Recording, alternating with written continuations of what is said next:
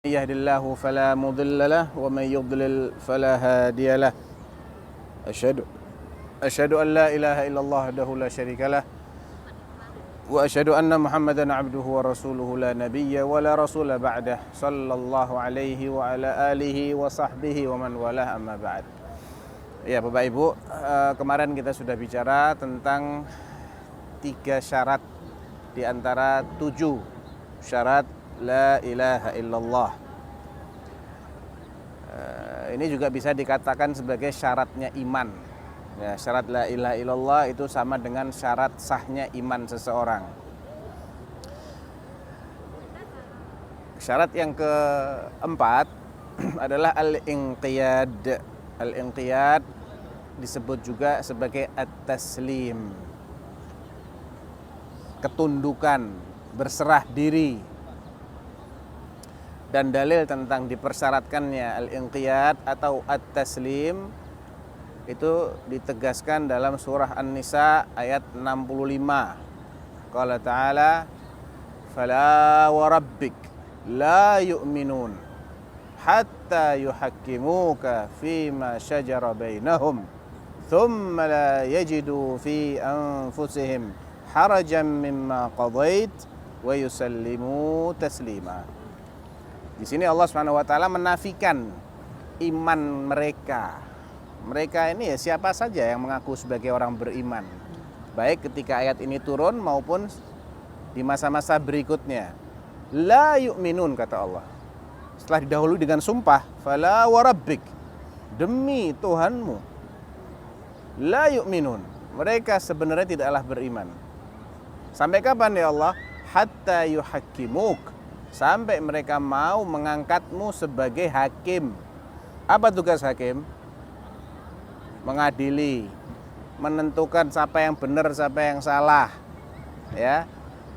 Jadi kalau mereka berselisih, ada perbedaan pendapat, persengketaan, buktinya kalau mereka itu beriman, mereka merujuk kepada apa yang diputuskan oleh Rasulnya Sallallahu Alaihi Wasallam, oleh Rasulullah SAW, melalui sunnahnya maksudnya. Kalau ketika hidup ya datang kepada Nabi, setelah Nabi meninggal ya dirujuk kepada sunnah beliau. La yu'minun hatta yuhakkimuka fima syajara bainahum, dalam apa yang mereka perselisihkan. Terus bagaimana cara menyikapi yang diputuskan oleh Nabi? Thumma la yajidu fi anfusihim harajan mimma qadait. Setelah engkau menetapkan keputusanmu dalam apa yang mereka perselisihkan itu, mereka tidak ada ganjalan sedikit pun. Tidak ada rasa berat terhadap keputusanmu. Ditutup dengan wa yusallimu taslima, dan mereka pasrah sepenuhnya. Inilah yang dikenal dengan al-inqiyad atau at-taslim. Jadi tidak ada keimanan tanpa adanya ketundukan lahir batin. Lahiriah dengan datang kepada Rasulullah. Kan kelihatan, datang ini kan ketundukan lahiriah.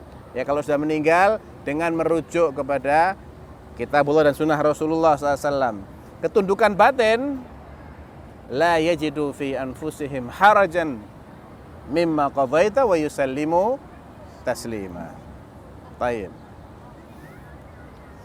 Jadi kalau ada orang yang masih keberatan untuk diatur pakai sunnahnya Rasulullah, berarti dia belum sah sebagai orang beriman. Simple. Orang kalau keberatan diatur pakai sunnah, berarti dia belum sah sebagai orang beriman. Jadi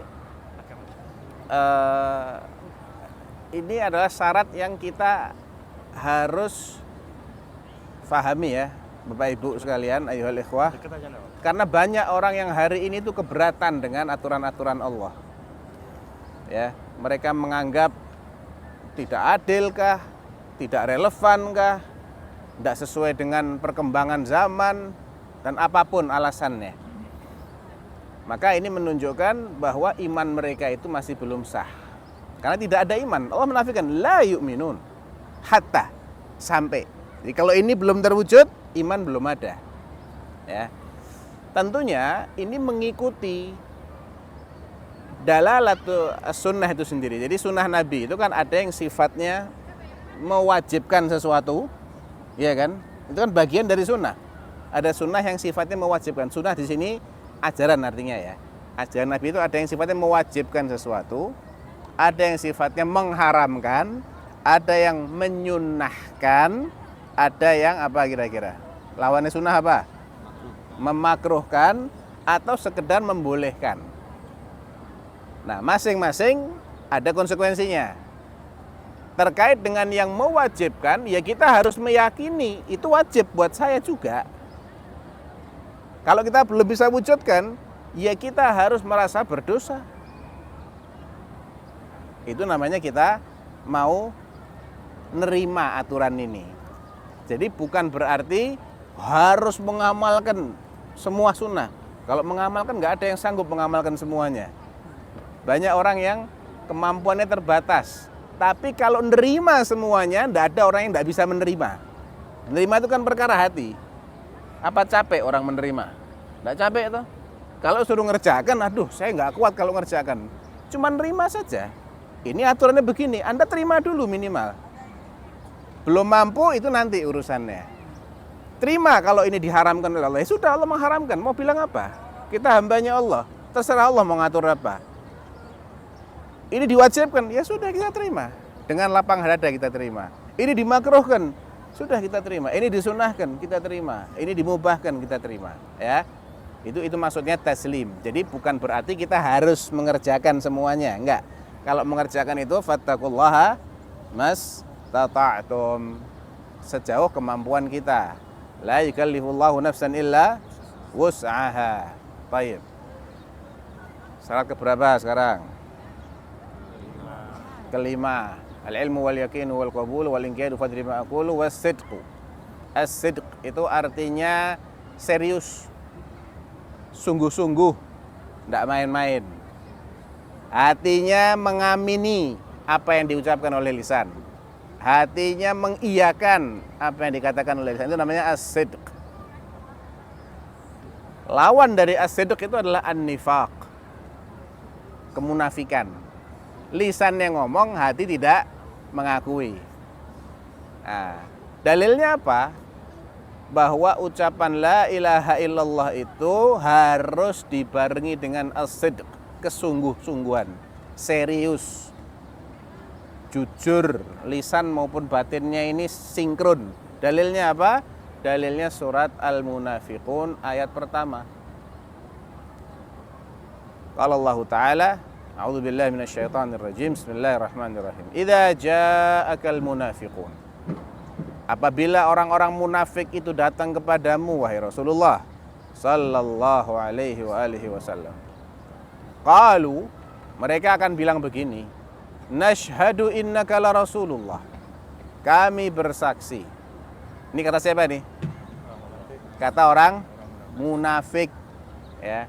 Karena di awal sudah dibilang idza ja'akal munafiquna qalu madza? Nashhadu innaka la Rasulullah. Kami bersaksi, innaka sesungguhnya kamu la Rasulullah, benar-benar Rasulullah. Mantap ya syahadatnya. Nah. Apa kata Allah? Wallahu ya'lamu innaka la rasuluh. Allah tahu kok kalau kamu itu rasulnya. Wallahu yashhadu innal munafiqina lakadzibun. Dan Allah juga bersaksi bahwasanya orang-orang munafik itu, sesungguhnya orang-orang munafik itu benar-benar berdusta. Berarti syahadatnya diterima atau ditolak nih Bapak Ibu? Hah? Diterima apa ditolak? Ditolak mentah-mentah sama Allah. Kenapa? Ya karena cuma di mulut. Di hatinya tidak ada keyakinan terhadap apa yang mereka ucapkan dengan lisan. Ya, disebutkan di sini innaka la rasulullah itu meliputi la ilaha illallah. Karena semua yang diajarkan Rasulullah berarti mereka secara lisan mengakui secara lisan. Ya, kan Nabi mengajarkan la ilaha illallah juga mengajarkan Muhammad Rasulullah. Ini ada konsekuensinya ini. Kalau mengakui Muhammad sebagai Rasulullah itu ada konsekuensi yang tidak bisa dipisahkan. harus taat sama semua yang diajarkan oleh Nabi, yang diperintahkan oleh Nabi. Harus dipercaya semua yang dikabarkan oleh Nabi. Nah, mereka belum mewujudkan itu. Kepercayaan yang nggak ada, ketaatannya juga setengah-setengah, pilih-pilih. Yang enak-enak mereka mau taat. Yang nggak cocok sama selera mereka, mereka akan abaikan.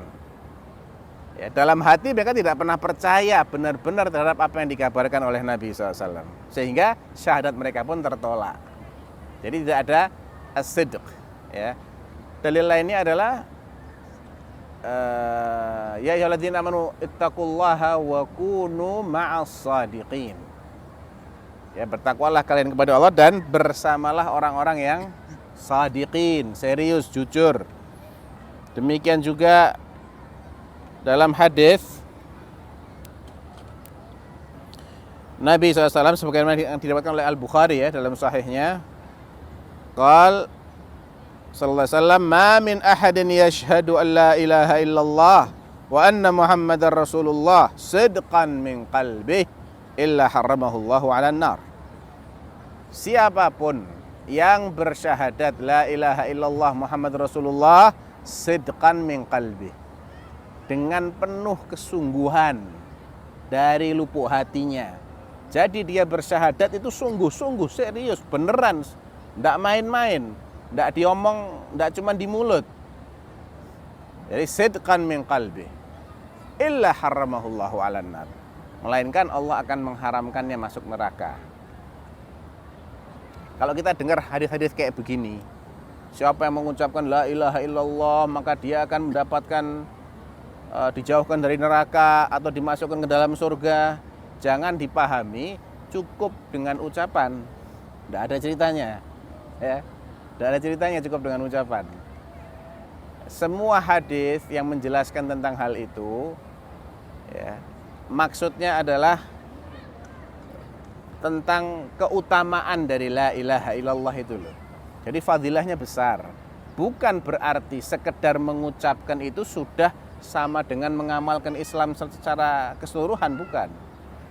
Karena Nabi juga mengatakan orang bisa masuk neraka. Hatta yang beriman itu bisa masuk neraka dulu, bisa bangkrut. Ya, sama kan sumbernya dari Nabi juga. Jadi kalau kita memahaminya secara keseluruhan, tidak parsial dalam berdalil. Ya. Jadi tetap kita sandingkan dengan dalil-dalil yang lain.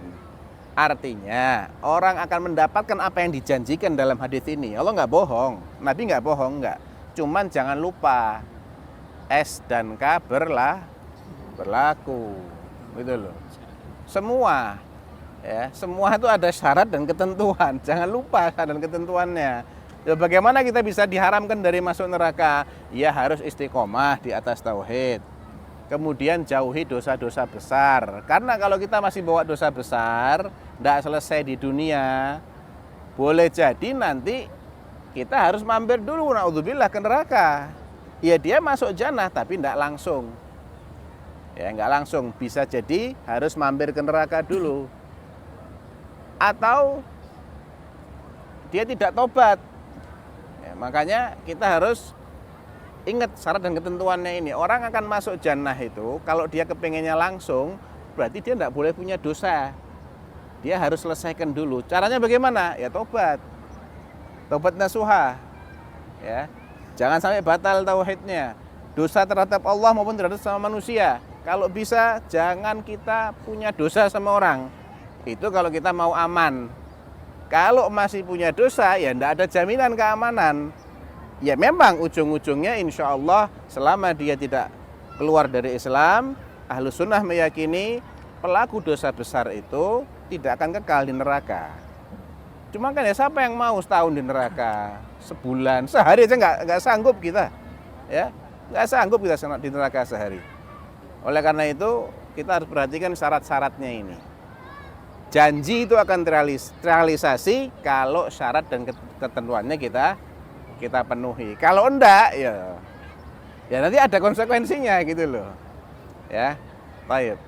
Kemudian yang ke-6. Wasidqu wal ikhlasu. Al-ikhlas. Ikhlas di sini maksudnya ketika seseorang mengucapkan la ilaha illallah, dia harus ikhlas. Ketika seseorang menyatakan keimanannya, tendensinya bukan duniawi, tapi tendensinya adalah untuk dapat ridhonya Allah, untuk mencari wajah Allah. Karena ada orang yang masuk Islam dengan tujuan duniawi, ada itu. Misal nih, dia non muslim, tinggal di tengah-tengah kaum muslimin. Dia punya perusahaan, punya bisnis, punya itu. Kalau enggak masuk Islam, nanti ya begitulah. Kalau gitu saya tak masuk Islam saja. Biar perusahaan saya aman, nyaman, ya. Nah, ini tidak ada keikhlasan dalam syahadatnya. Percuma. Karena syahadat itu adalah sebagaimana amal soleh yang lain pada umumnya, tidak akan diterima kalau tidak ikhlas. Ya. Wa ma umiru illa liya'budullaha mukhlishina lahuddin. Mereka tidak diperintahkan kecuali untuk memurnikan ibadahnya kepada Allah. Termasuk ibadah adalah la ilaha illallah. Itu dasarnya semua ibadah bahkan. Jadi keikhlasan di sini adalah keikhlasan ketika dia menyatakan la ilaha illallah. Dan itu diperkuat dalam sejumlah hadis ya. Di antaranya hadis yang muttafaqun alaih, innallaha qad harrama 'alan nar man qala la ilaha illallah yabtaghi bidzalika wajhallah. Sungguhnya Allah telah mengharamkan neraka untuk memakan ya, atau mengharamkan seseorang untuk masuk neraka bila mana dia mengatakan la ilaha illallah dan dia menghendaki wajah Allah melalui ucapan itu. Jadi inilah yang dimaksud dengan apa? Ikhlas. Ya. Ada hadis muttafaqun alaih, riwayat Bukhari dan Muslim. Baik. Yang ketujuh adalah al-mahabbah, cinta. Jadi orang kalau ingin syahadatnya bermanfaat, dia harus mencintai kalimatut tauhidnya dan mencintai semua konsekuensi dari kalimatut tauhid. Alias semua ajaran Allah dia harus cintai. Dan ini sekali lagi beda dengan ngamalkan, beda. Mencintai itu seperti menerima, itu amalan hati. Tidak ada orang tidak bisa mencintai. Tapi kalau orang tidak bisa mengamalkan, ada. Ya. Kalau orang tidak bisa mencintai, tidak ada. Oh, mencintai itu tidak perlu energi apa-apa kok. Tinggal hati kita cinta sudah selesai. Ya. Jadi mencintai tidak berarti harus mengamalkan, tidak. Tapi dia tidak benci dengan aturan itu, nggak benci dengan syariat itu. Dalilnya apa? Harus orang itu mencintai baru imannya sah. Dalilnya surat Muhammad, surat ke-47, ayat 8 dan 9. Perhatikan baik-baik. Qala Allah Ta'ala, walladzina kafaru, dan mereka yang kafir itu. Lihat nih, Allah belum apa-apa sudah ngafirkan dulu. Allah yang ngafirkan loh ya, bukan Ustadz. Baca ayatnya, kalau nggak percaya ada itu ayatnya itu. Anak cuma mengutip, cuma menukil. Walladzina kafaru fata'sal lahum wa adalla a'malahum. Maka celakalah mereka, orang-orang yang kafir itu, dan sia-sialah amal mereka. Kenapa ya Allah kok mereka celaka dan sia-sia? Jawabannya di ayat ke-9. Dzalika bi annahum karihu ma anzalallah fa ahbata a'malahum. Betul kan ayatnya? Mesti benar. Ayatnya benar. Iya. Yang demikian itu, kenapa kok Allah kafirkan mereka? Allah ancam mereka ini celaka, batal amalnya. Dzalika bi annahum karihu, karena mereka benci. Benci terhadap apa? Ma anzalallah. Terhadap apa yang Allah turunkan. Ya. Secara nahwu, secara ilmu usul fikih, ma itu isim mausul. Artinya alladzi, sama dengan alladzi maknanya. Dan ini meliputi semua yang Allah turunkan. Misal nih, Allah menurunkan 1000 aturan. Dia benci satu, kena. Jadi jangan dipahami saya harus benci semua lah. Benci satu aja, udah cukup. Kena ayat ini dia. Dibatalkan amalnya sama Allah. Ya. Serem ya. Berapa banyak orang yang kena di sini. Dia cintai semua ajaran Islam kecuali yang itu. Oh, hati-hati. Ya, jangan sampai kita keberatan sedikit pun terhadap aturannya Allah Subhanahu wa taala, apalagi nggak seneng sama aturannya Allah. Kalau nggak seneng sama aturan, mau seneng sama aturannya siapa? Hah? Kalau nggak seneng sama aturan yang menciptakan kita, Zat yang maha pengasih, maha penyayang, maha bijaksana, tidak zalim, maha tahu, maha adil. Terus yang mau kita cintai aturan siapa? Aturan manusia. Ngimpi. Manusia itu sifatnya, kalau mau tahu manusia ya, innal insana ladzalumun kafar. Sangat zalim, sangat kafir. Itu sifat manusia itu, Allah yang bilang itu. Jahilnya enggak ketulungan. Inna aradna al-amanata 'ala as-samawati wal ardi wal jibali fa abaina an yahmilnaha wa ashfaqna minha wa hamalaha al-insan innahu kana zaluman jahula. Itu loh, Allah bilang manusia itu zalum, sangat zalim, jahul, sangat jahil. Ya, jahul itu lebih daripada jahil. Jahul, sangat jahil, wa zalum, sangat zalim. Jahil kuadrat. Pangkat 3, pangkat 4. Nah. Masa manusia yang seperti itu malah kita mau pakai aturannya, mau mendapatkan keadilan? Tidak mungkin keadilan. Bukti manusia itu tidak bisa mewujudkan keadilan sosial. Buktinya, kalau manusia disuruh bikin aturan, mesti ribut. Ayo. Tidak bisa manusia itu mengatur sesamanya tanpa ada kedzaliman. Tidak bisa. Wong sifat dasarnya zalim jahil kok. Faqidus syai' la yu'ti. Orang yang tidak punya tidak bisa ngasih, ya enggak? Bagaimana dia bisa memberikan keadilan wong dia sendiri itu tukang zalim? Iya toh. Bagaimana dia bisa memahami kebutuhan seluk-beluk manusia? Dirinya sendiri aja nggak paham dia. Betul nggak? Buktinya kalau kita nggak paham diri kita apa? Ayo, kalau sakit kita periksa ke dokter, ya enggak? Enggak paham sama dirinya sendiri mau ngatur orang lain, ngimpi, gitu loh.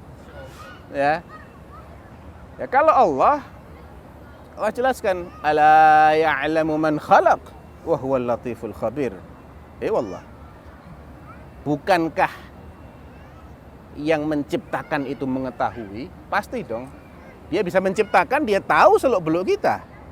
Tahu bagaimana caranya kita supaya jadi orang baik, bagaimana supaya kita nggak rusak, nggak zalim. Dia paling tahu aturan-aturan itu. Itu secara logika gitu loh. Dan buktinya ya ini lihat tuh, orang-orang kalau cuma mengandalkan ilmu dan teknologi, nggak akur tuh. Tuh, NATO sama Rusia perang tuh, sama-sama maju ipteknya, sainsnya, perang. Dulu perang dunia pertama, perang dunia kedua, perang ini, perang itu. Mereka nggak bisa diserahi untuk ngatur dunia ini, nggak bisa. Manusia ini butuh terhadap aturan dari Khaliqnya, dari Allah Subhanahu wa taala. Nggak akan damai dunia ini kalau diserahkan kepada manusia. Jadi al-mahabbah itu bisa kita simpulkan dari ayat itu, karena Allah mengkafirkan orang yang benci, berarti tidak boleh ada kebencian. Kalau nggak boleh ada kebencian, harus ada lawannya, yaitu cinta. Ya, makanya juga dalam ayat yang lain surat Al-Baqarah 165 Allah mengatakan, wa minan nasi man yattakhidhu min dunillahi andadan yuhibbunahum ka hubbillah walladzina amanu asyaddu hubban lillah. Allah mengatakan di antara orang-orang itu ada yang menjadikan tandingan-tandingan selain Allah. Mereka mencintai tandingan-tandingannya itu seperti mereka mencintai Allah. Sedangkan orang yang beriman itu cintanya kepada Allah luar biasa. Jadi cinta itu harus. Nggak ada iman tanpa mahabbah, tanpa cinta. Baik, itu terkait dengan syarat-syarat la ilaha illallah atau syarat-syarat sahnya iman itu sendiri. Jadi yang pertama apa? mengilmui. Yang kedua, meyakini. Yang ketiga, menerima, maksudnya mengucapkan secara lisan. Yang keempat, al-inqiyad, ya, ketundukan atau taslim tadi, pasrah ya. Yang kelima, sungguh-sungguh, serius. Ya, sinkron nih lisan sama hati. Yang keenam, al-ikhlas. Tendensinya hanya semata-mata cari ridhonya Allah, cari wajahnya Allah. Dan yang ketujuh, al-mahabbah, cinta. Ya. Baik. Ada pertanyaan?